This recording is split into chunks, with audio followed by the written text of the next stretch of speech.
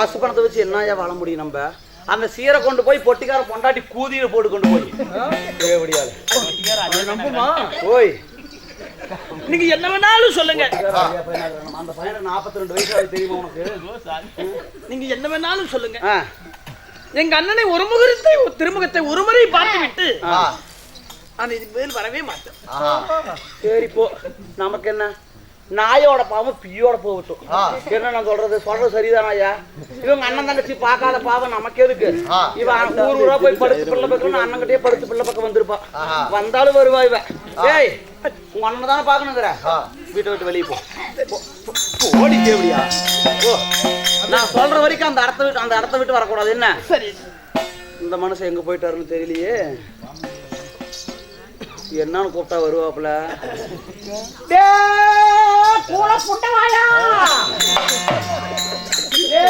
கட்டி தின்னு எனக்கு பொண்டாட்டி சொல்லுங்க பொண்டாட்டி. அப்படி மரியாதையா இருக்கணும். இந்த வாய உன் தங்கச்சி வர்ணமலை இருக்கா பாத்தியா? வர்ணமலை மோதையாண்ட அப்படி வச்சிருக்க. உன் தங்கச்சி இருக்கிறாள். ஆமா ஆமாவா? ஆமாவா? ஆமாங்க பொண்டாட்டி. ஆமாங்க பொண்டாட்டி. சொல்லுங்க பொண்டாட்டி. சொல்லுங்க பொண்டாட்டி. உன் தங்கச்சி வர்ணமலை இருக்கிறாள். ஆமா ஆமாங்க பொண்டாட்டி. கல்யாணத்துக்கு நான் பத்திரிக்கை வைக்கல, நீங்க பத்திரிக்கை வச்சியா? இல்லையே. இல்ல இல்ல வந்திருக்கிறா. வந்துருந்தா உள்ள சாப்பாடு போடலாம்ல. சாப்பாடா? நீ திங்கிறதே தண்டத்துக்கு தின்னுட்டு உனக்கு போடுறதே பெருசா அவளுக்கு வர பொண்ணுமா? இத பாரு, அவளை பாக்குறேன்னு சொல்றான். அவளை அடின்னு அடிச்சுட்டு நான் அடிக்க கூடாதா? நான் அடிக்க கூடாதா?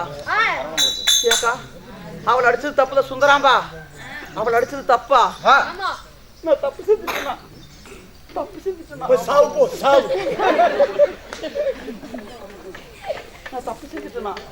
ஒரு பிள்ளை இல்லாதவ அடிக்கிறது பாவமா? அது பெரும் பாவமா? நான் செஞ்ச தப்புக்கு அவ கால்ல விழுந்து வேணா நான் மன்னிப்பு கேட்டுட்டான். நான் போய் மன்னிப்பு கேட்டுட்டேன். கேளு போய் கேளு. கால்ல விழுவிட்டா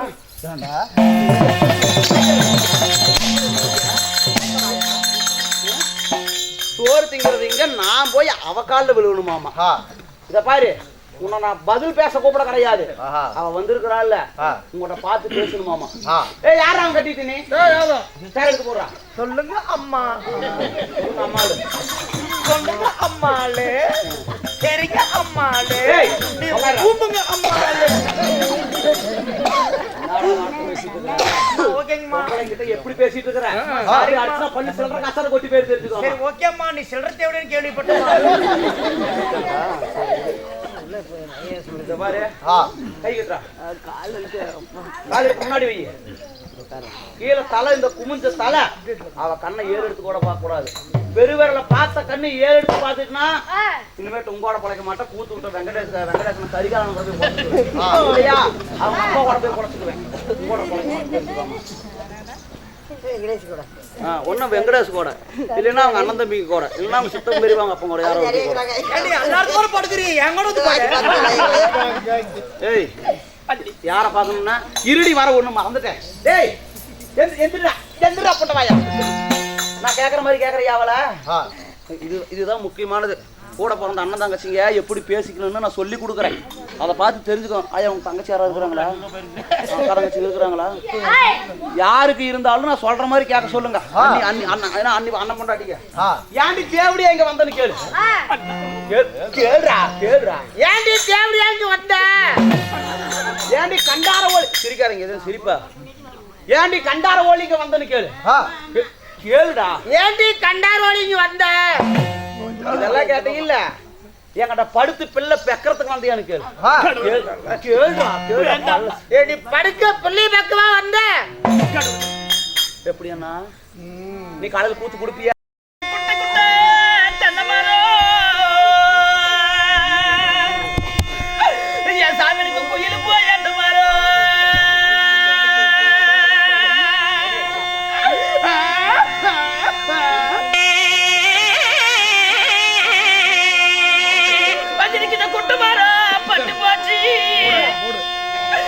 சாமி அந்த கோயில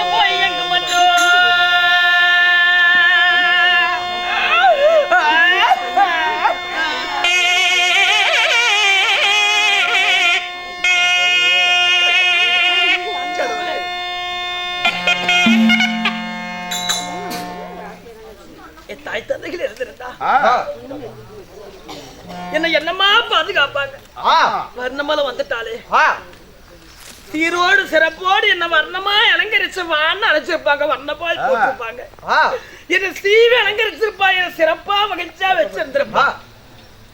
என் தாயார் காலம் செய்ய, என் பெற்றெடுத்த என் தாயார் காலம் செய்ய, இந்த பாலா போற உலகத்துல எங்க அண்ணன் இருக்கிறான். எங்க அண்ணன் தாய்க்கு தாயாக, தந்தைக்கு தந்தையாக என்ன நல்லபடியா காப்பாத்துவா. எங்க அண்ணன் நல்லபடியா வரவேற்பான்னு சொல்லி தானே உங்களை நம்பி நான் வீட்டுக்கு வந்தேன். தாய் தந்தை இருக்க வீடு இடத்துல நீங்க இருந்து என்ன பாதுகாப்புன்னு பார்த்தனே. இந்த தாய் இல்லாத பிள்ளை இப்படி தனிமரமா அன்னைக்கு வச்சிட்டீங்களே அண்ணா.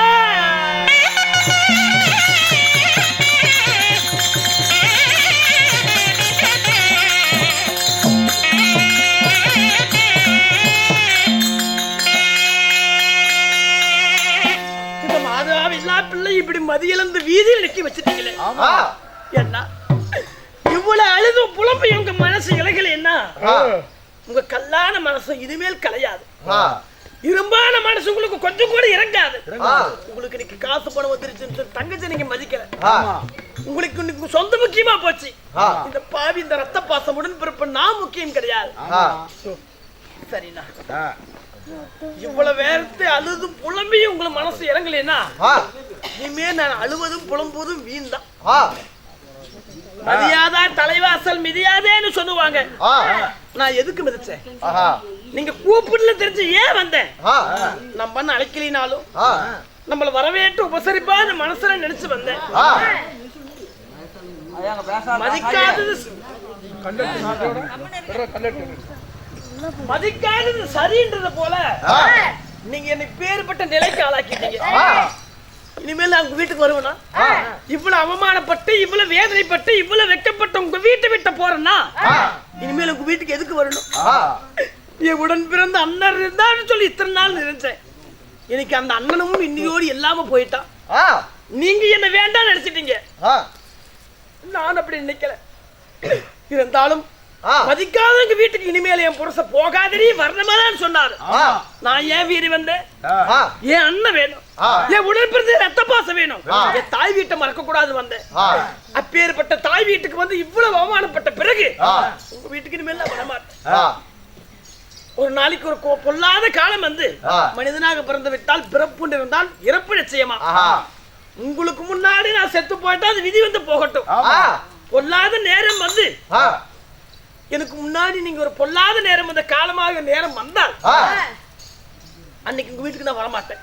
இவ்வளவு கேவலப்பட்டு இவ்வளவு அவமானப்பட்டு அன்னைக்கு நான் வந்தா வரணுமா? அவ்வளவு அவமானப்பட்டு இன்னைக்கு வீட்டுக்கு வந்து சொல்ல நாளைக்கு என்ன கேவலமா பேசுவாங்க. அதனால எனக்கு வேற வழி தெரியலன்னா என்றோ நீ செத்து போயிட்டா உங்க வீட்டுல இருந்து என் சார்பா அந்த வர்ணமால சார்பா பிறந்த வீட்டு கோடி போடுவாங்க. அந்த கோடி இப்ப போட்டுட்டு உனக்கும் எனக்கும் இருக்கிற உறவு முடிச்சு இந்த வீட்டை விட்டு நான் போறேன். என்ன மன்னிச்சிருங்க.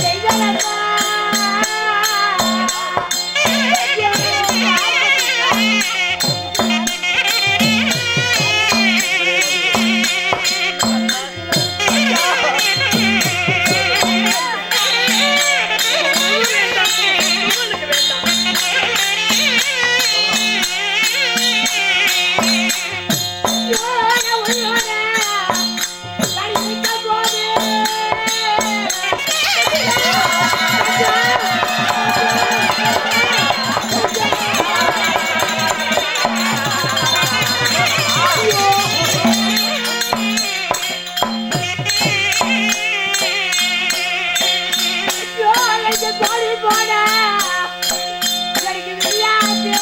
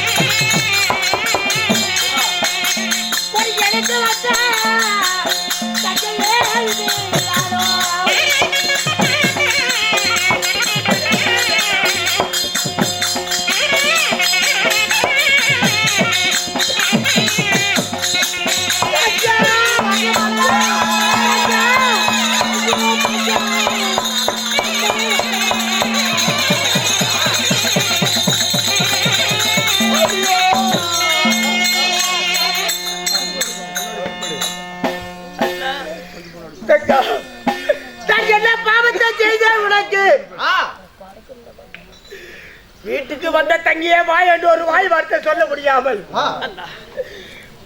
பூமியாக நின்றனே அம்மா.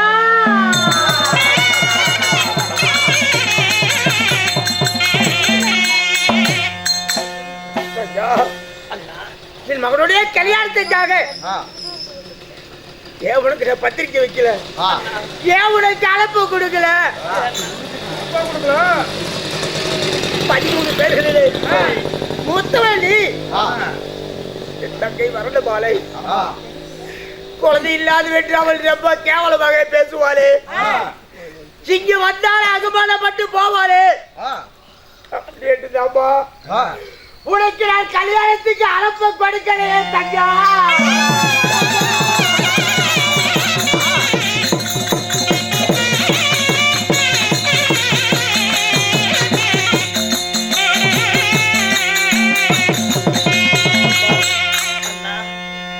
என்னுடைய வீட்டுக்கு வந்து நீ அகமானப்பட்டு போய்வதை நான் பார்ப்பதை விட உனக்கு அழைப்பு கொடுக்காமலே இருக்கட்டும் அங்கேயே என்று நான் கொடுக்கிறேன் தங்கமே.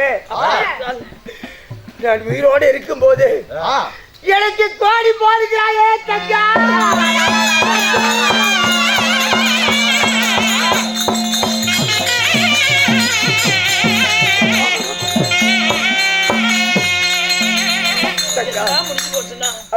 உங்க உறவும் வேண்டாம், உங்க சொந்தமும் எனக்கு வேண்டாம். நீங்க அன்னி பேச்சு கேட்டு சந்தோஷமா இருங்க. என்னால உங்களுக்கு எந்த ஒரு தொந்தரவும் வராது. அந்நியாகப்பட்டவள் எப்பவுமே இப்படித்தானே செய்து கொண்டிருக்கிறாள். அவள் வார்த்தையினாலே மீற முடியலையே தங்கால, என்னப்பா செய்ய முடியும்? பரவாயில்ல, எங்க அன்னி வார்த்தையை கேட்டு அவங்களுக்காக நீங்க உண்மையா இருங்க. இந்த தங்கையாகப்பட்டவள் நான் இனிமேல் எதுக்கு உதவ போறேன்? இனிமேல் கூடி பிறக்க போறோமா, கூட்டுப்பால் உண்ண போறோமா? இனியொரு பிறப்பு நம்ம பிறக்க போறது கிடையாது. அப்படின்னு ரத்த பாசத்தை மனசுல வச்சுதான் நான் எங்க அண்ணன் வீட்டுக்கு வந்தனோ தவிர வேற எந்த ஒரு காரணமும் கிடையாது. அண்ணா ஊரெல்லாம் மறுடின்னு சொன்னாங்க, உங்க வீட்டுல மறுடின்னு சொன்னது எனக்கு எவ்வளவு அவமானம் தெரியுமா? அது எல்லாம் நீ மனசுல வைக்க வேண்டாம். எங்கிருந்தாலும் நல்லாக இருப்பாய் அம்மா. சரிண்ணா, போயிட்டு வாப்பா. இனிமேல் என் வீட்டுக்கு வராத தங்கா. நான் வரமாட்டேன். போயிட்டு வாப்பா. நான் எதுக்குன்னா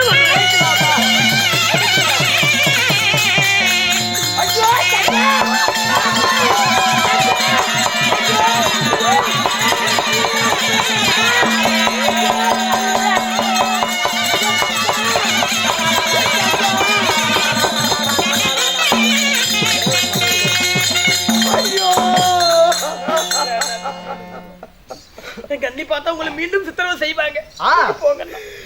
வந்த தங்கச்சியே வழியிலேயே உன்னை அனுப்ப இருக்கிறாள். கண்ணாகி விட்டனே அப்பா. நான் போய்க்கிறேன்னா எனக்கு வந்தபடி தெரியும், நான் போறேன். நீங்க போங்க. பார்த்து பத்திரமா போயிட்டு வாப்பா. போயிட்டு வாப்பா. ஐயோ தக்கா தக்கா.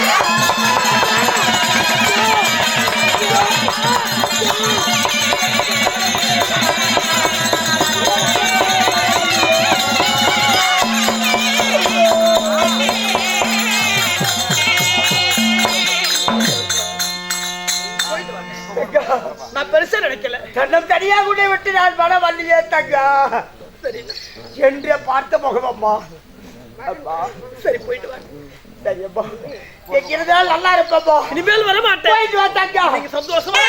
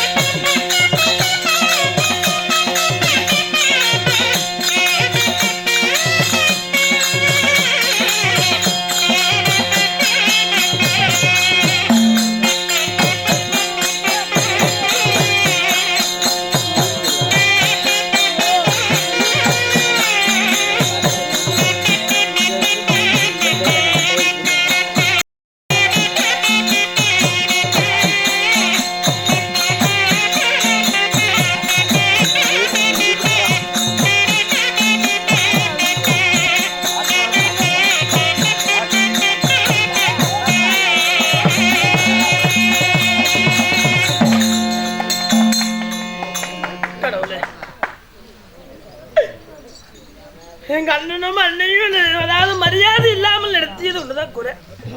குழந்தை இல்லை குழந்தை இல்லைன்னு சொல்றாங்க. நம்ம ஏன் அங்கிங்கி போகணும் அப்படின்னு சொல்லி வர்ணமலை என்ன செய்தா, ஒரு தத்துக்காக ஒரு குழந்தை எடுத்து வளர்க்கலாம் அப்படின்னு சொல்லி இவ்வளவு கேவலமான பிறகு நம்ம இப்படியே வாழக்கூடாது என்பதற்காக வேண்டி 12 தங்கச்சில கடைசி தங்கியாக வழங்கக்கூடிய முத்துமணி வீட்டுல போய் ஒரு குழந்தையை தத்து கிடக்கலாம் அப்படின்னு சொல்லி தங்கையாரத்தில் கேட்க பொட்டி பணத்தை கொடுத்து விட்டு தத்துக்கு ஒரு குழந்தைய வாங்கிட்டு வரலான்னு சொல்லி போறா. யாரு வர்ணமலை. அப்ப முத்துமணி செட்டிச்சு பணத்தை எல்லாம் வாங்கிட்டு மகன் கையில சொல்லி அனுப்புறான். ஓரம் மாதிரி போயிட்டு இருந்துட்டு புத்திமதி சொல்லி அனுப்ப இவ பெருமையா வர்ணமலை அதாவது தன் மகனை நினைச்சு தங்கை மகனை கூட்டிட்டு அரண்மனைக்கு போறான். சென்ற உடனே விளையாட்டு போக்கில் பேச்சு விளையாட்டிற்காக திட்டிய காரணத்தினால இதுதான் சாக்கு போக்கு சொல்லி எப்படியா தாய் வீட்டுக்கு போட சொல்லி அந்த குழந்தை அவங்க அம்மா முத்துமணி வீட்டுக்கு போக, என்னடா இது நம்ம வயிற்றுல ஒரு குழந்தை பெத்து இருந்தா நம்மளை விட்டு போகுமா? அடுத்தவங்க குழந்தை எடுத்து வளர்த்து இப்பேற்பட்ட நிலைக்கு ஆளாகி விட்டோம். 1000 தான் இருந்தாலும் நமக்குன்னு ஒரு குழந்தை இருந்திருந்தா நம்ம விட்டு அது போகாது. அடுத்தவங்க குழந்தை காசு கொடுத்து வாங்கிட்டு வந்தோம்.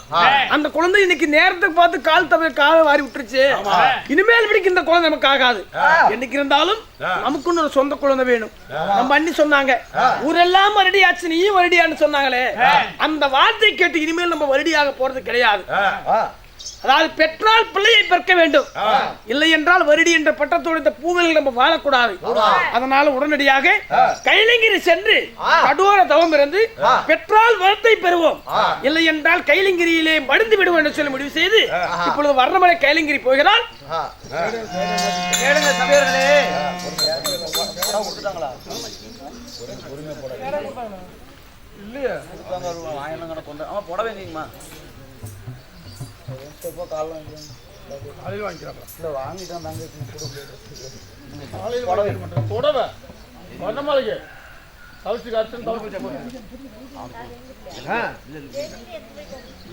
கேளுங்க சபையர்களே, அதாவது வர்ணமலையாகப்பட்டவன் அண்ணன் வீட்டுல சித்திரவாதப்பட்டு எத்தனையோ பேர் பேசுனாங்க.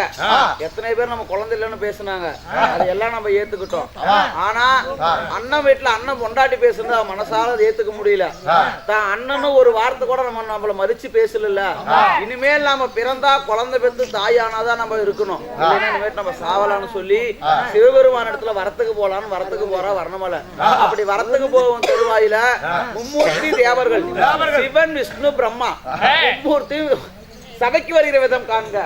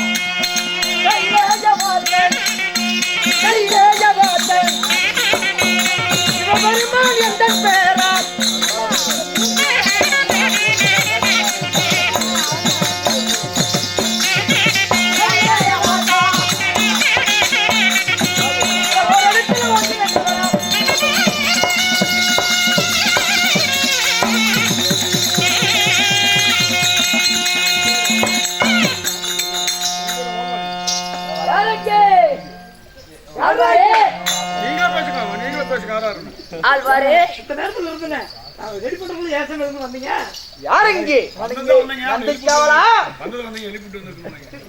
ரெடி பண்ணிட்டு இருக்கறேன் அம்மாக்கு தேவையானதெல்லாம் ரெடி பண்ணி வச்சிட்டு முக்கவாசி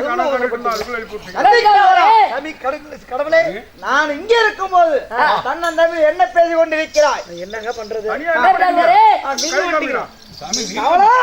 நீங்களுங்களா மூணு பேர் இன்னும் சாவடிங்களா இல்ல இருக்கிறீங்களா யார் என்று தெரியாமல் பேசிக் கொண்டிருக்கிறாய் என்னிடத்துல எக்கச்சக்கம் பேசினார் என்றால் என்னிடத்துல சர்பங்கள் இருக்கிறது அதை விட்டு கைக்க செய்து விடுவேன் நான் சர்பத்து குடிக்கிறது இல்ல குளிர்காலம் சளி பிடிச்சு ஏங்க இவர் யாருன்னு தெரியலீங்க இவர்தான் நம்ம ஊருக்கு பாம்பாடி வந்திருக்கிறார் பாம்பாடி பரமேஸ்வரன் ஈஸ்வரன் என்ன யார் என்று தெரிகிறதா 6-10 பிள்ளைங்க தெரியல இப்படி வந்து நிக்கிறீங்களே யாருங்க நீங்களே யாரு யார் தெரியுமா யாருங்க இதோ மும்மூர்த்தி தேவர்களே ஒருவனாகிய 87 லட்சம் ஜீவ சிந்துகளுக்கும் எப்படி கந்துகளுக்கும் 87 சிந்துகளுக்கும் என்னது 87 லட்சத்து சிந்துகளுக்கும் அப்படி உயிர் கொடுத்து உணவளிப்பது என்னுடைய தொழில். உயிர் கொடுத்து உணவளிப்பது உங்களுடைய வேலை. ஆமா சாமி, உயிர் கொடுத்து உணவளிப்பதாக இருந்தாலும் என்னுடைய பெயர் என்ன? என்னை உயிர் கொடுத்து உணவளிப்பினால் என்னை சிவன் என்பார், சித்தன் என்பார், அண்ணாமலை என்பார், உண்ணாமலை என்பார், திருவாரூர் உண்ணன் என்பார். சுருக்கமாக சொன்னால் ஒன்னானப்பட்ட 22 நேத்திரங்களை படித்த ஒன்னானப்பட்ட சூபெருமான் நானே.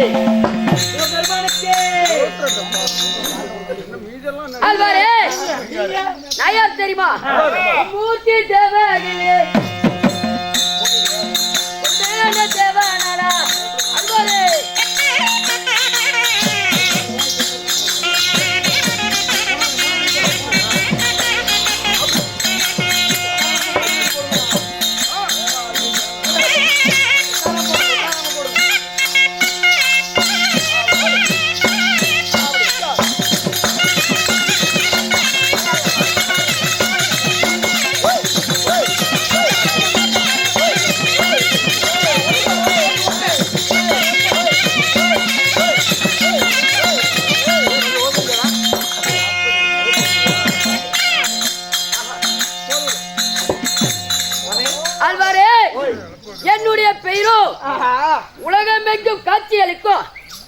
பெயரோ மாயப்பெருமாள்.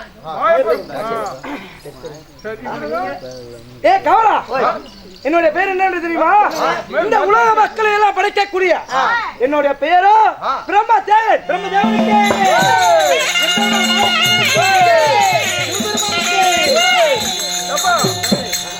மூணு சாமி ஒன்னா சேர்ந்ததுக்கு என்ன சமாதானம்? எங்க பார்க்க முடியும்? எங்க பாருப்பா, மூணு தெய்வங்கள் உயிர் கொடுத்து உணவளிக்கக்கூடிய சிவபெருமான், அனைத்து மக்களையும் அழிக்கக்கூடிய எம்பெருமான் மாயக்கண்ணன், உலக மக்கள் எல்லாம் படைக்கக்கூடிய பிரம்மதேவா. பிரம்மதேவன் மும்மூர்த்தி தேவர்களும் ஒன்றாக வந்திருக்கிறீங்களே, ஏன் என்ன காரணம்? எதற்காக வந்திருக்கிறீர்கள்? மைத்துனா இருந்தாலும் கைலங்கிரிக்கு உங்களை இருவரை எதற்கு தெரியுமா அழைத்து? எதற்காக? என்ன காரணம் தெரியுமா? எதற்காக? நாங்கள் எதற்காக வந்துள்ளோம்? இதோ என்றும் இல்லாமல் இன்றைய தினத்திலே கைலங்கிரிக்கு ஒரு பெண்ணாகப்பட்டவர் வந்து கொடூரமாக தவம் செய்து கொண்டிருக்கிறார். கொடாரபலத்தில் கடூரமாக தவம் செய்து கொண்டிருக்கிறார். கோடரபாளையம் எங்கடா இருக்குது? அங்க குமராபாளையம் அந்த பக்கத்துல வந்து அங்க போய் கடூரமாக தவம் செய்து கொண்டிருக்கிறார். குறுக்கு பேசாத. எப்படி கடூரமாக தவம் செய்து கொண்டிருக்கிறார்? உண்மைதான். அந்த பெண்ணாகப்பட்டவள் யார்? எதற்காக கைலங்கிரிக்கு வந்து இப்பேற்பட்ட தவத்தை செய்கிறார் என்று பரிசோதனை செய்ய வேண்டும். அதனால இப்போது புறப்படலாமா? எங்கே போகணும்?